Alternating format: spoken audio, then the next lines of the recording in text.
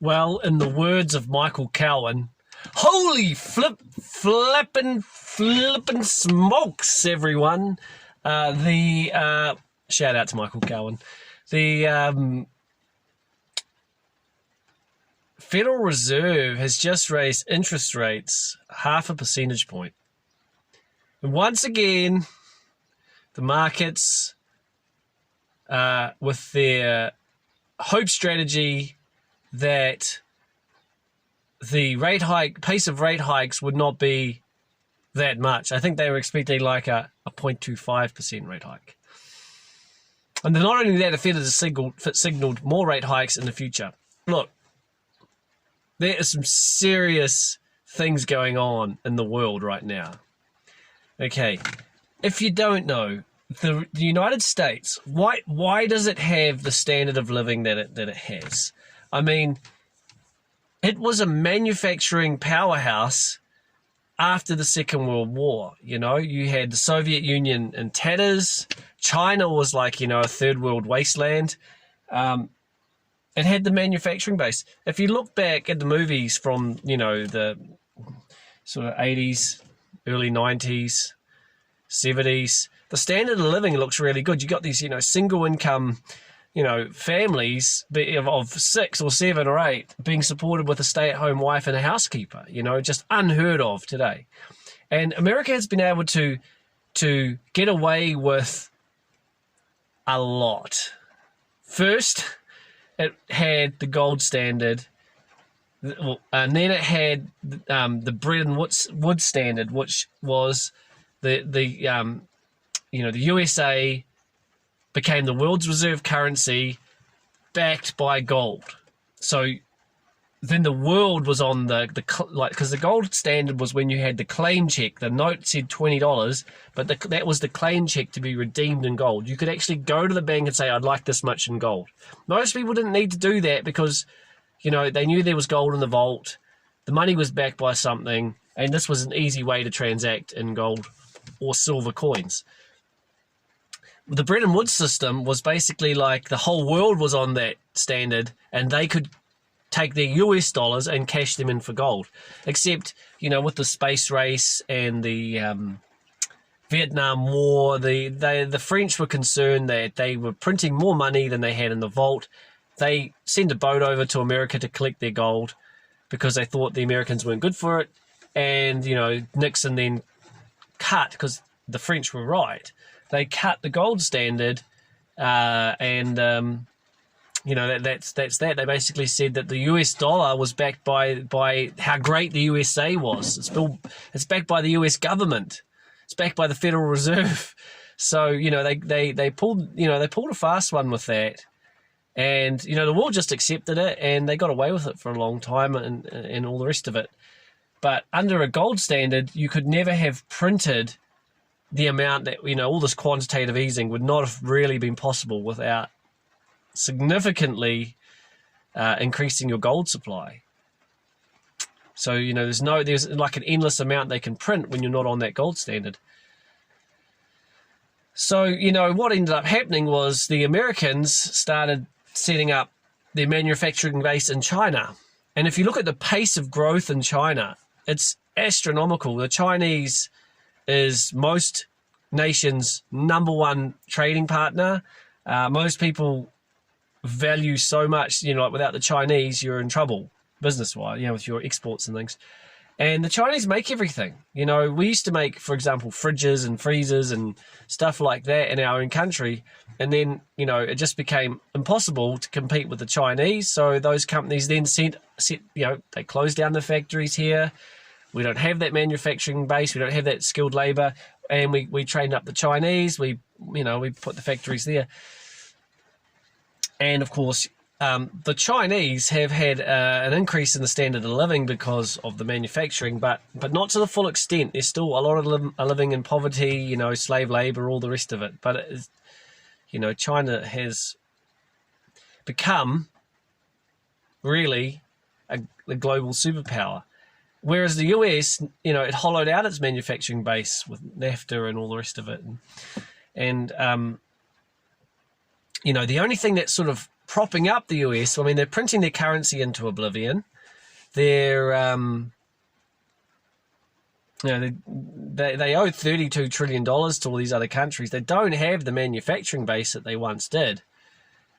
And that's all owned by China, right? Now, China's approaching the Saudis and saying, let's have a yuan-based petrodollar. Now, if the USA loses its world reserve currency status, it's a big deal. Like, it's seriously a big deal for the United States, because if they do not, and here's the the situation that they're in, they're screwed. And the reason is this: if they print money because the economy starts to crater, because like if they say,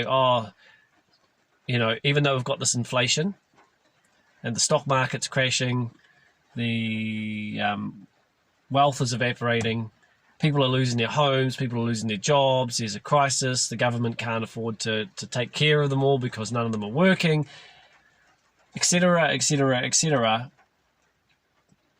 The problem is that if they print, they will destroy their dollar. So it can't be the world's reserve currency. It has to be a stable currency, right? Whoever is on the world's reserve currency, it has to be something that is, I guess, as good as gold, right? And if they do that, they're going to probably lose the world reserve currency status. If they raise interest rates to fight this inflation, they will probably have to start defaulting on debt. The world reserve currency can't pay its bills. See what I mean? Without imprinting. If they do nothing, the inflation will just, it can't be the world's reserve currency. Do you see that the problem that they're in? They cannot allow their currency to devalue as like it is, because they know that that's going to lose the world's reserve currency. What option is the best? And with this, if you look at like what's going on in Eastern Europe with the war, if you look what China's talking to the Saudis, China wants to be the wealthiest, most powerful nation on the world. Then you have like the whole Taiwan situation, and the Chinese don't appreciate the West's involvement there. And Joe Biden has come out and said if China invades Taiwan, that they're going to go to war against China. Like, whoa. You've got the US giving weapons to Ukraine. Ukraine is then using those against Russia. How do you think they feel towards the US? They want to see them annihilated financially. India is with Russia. Do you see? There's the BRICS nation stuff. And at the end of the day, small countries that depend on global trade are just going to side with, if this was China invading another country, we would be terrified to speak out against it, because we can lose Russia as a trading partner, but not China. That's our standard of living comes from trading with China. We need China more than we need America, right? So there's a shift of global superpowers playing out right before our eyes. There really is. If you think about it, this is a serious situation, and I can just about guarantee you the US military, the US government will be talking about this with what do we do? How do we, what's our next move? Because this is a game of chess. So the Fed cannot pivot. The Fed cannot slow the pace of rate hikes. They're just saying that, as far as I see it, to tell the markets what they want to hear, but do what they're going to do, so that the markets don't start selling stocks and Wall Street's not cratering. They're trying to prop it up with words, but then doing the opposite with their actions. This is obvious. This is completely obvious. So what does this mean? What are we going to see? Well, it means that other countries have to if the US raise rates, we have to raise rates too, because to keep the dollar from going down too much which is inflationary for exported and imported goods.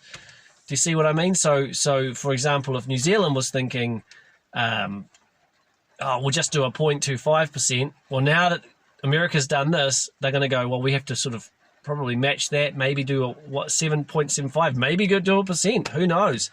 It depends on the inflation, but it's, you can't, if you care about the survival of your currency, you must fight this inflation. But fighting it ain't easy. It's a, where do you win? You're going to collapse the housing market? Yeah. You're going to collapse the stock market? Yeah. You're going to default on debt? Possibly. There's huge problems here. And, if you're not prepared, if you're a week from bankruptcy, you need to really think, how fast is this going to play out? Every time we see a rate hike from these central banks, real estate goes down. And what we haven't seen is the stock market go down. The stock market is way too high for the change in interest rates. It's still up near those all-time highs.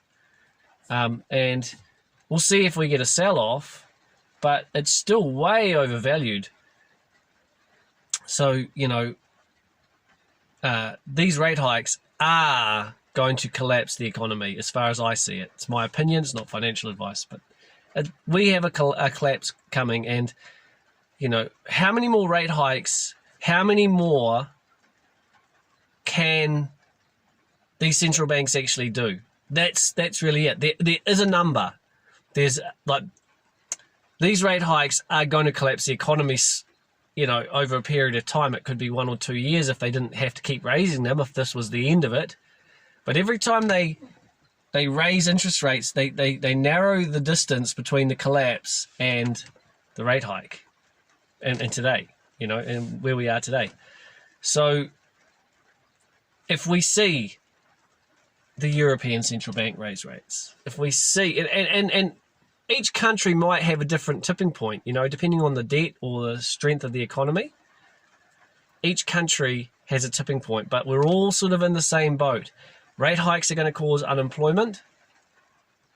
I don't know how the Europeans are getting on with the energy crisis. We're not really being shown much of what's happening in Europe with is there blackouts? I don't even know, to be honest. I haven't seen much of that, but I don't know how we are in December, which is really cold, and they're powering all that infrastructure with those pipelines gone, and how much more expensive energy has gotten, but it's going to be inflationary. So more rate hikes. And here's the thing. In my opinion, all these central banks still have interest rates way too low. So they are still not aggressive enough. And the longer they aren't being aggressive enough, the more inflation has time to just be persistent or go even higher. If they said, oh man, we got it wrong, inflation's 7%, we're going to put rates at 9% tomorrow, right? Well, that would give a much, that would start pushing inflation down much faster, but have much more, falling asset prices, of course, economic fallout. But at the end of the day, they would get to a point quicker where the sooner you get on with it, it's like battling cancer, right? If you find the cancer early and you have the chemotherapy and whatever, and surgery or radiation, whatever, you have treatment, whatever that consists of, the sooner they find it and the sooner they deal with it, the sooner you're going to feel sick, the sooner life's going to suck.